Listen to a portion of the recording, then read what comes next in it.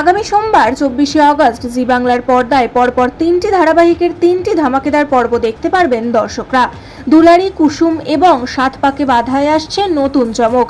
এদিন চ্যানেল কর্তৃপক্ষের তরফে যে নতুন প্রোমো প্রকাশ্যে আনা হয়েছে, সেখানে দেখা যাচ্ছে বীরেন্দ্রকে হাসপাতালে ভর্তি করা হয়েছে, আর সেখানেই তাকে হত্যার চেষ্টা করবে তার বোন।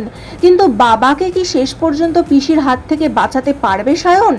শেষ রক্ষা করতে পারবে নায়িকা? কি ঘটে এবার সাত পাকে বাঁধা ধারাবাহিকে, সেটাই দেখার।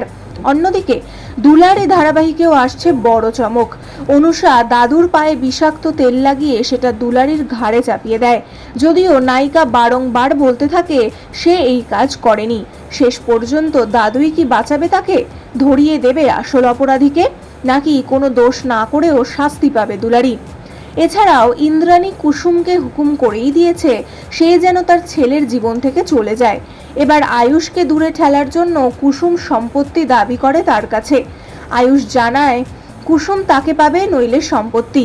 এই ঘটনাকে কেন্দ্র করে তাদের সম্পর্ক কোন দিকে মোড় নেয়, সত্যিই ইন্দ্রাণীর কারণে তাদের মধ্যে দূরত্ব আসে কিনা, সেটাই এখন দেখার পালা।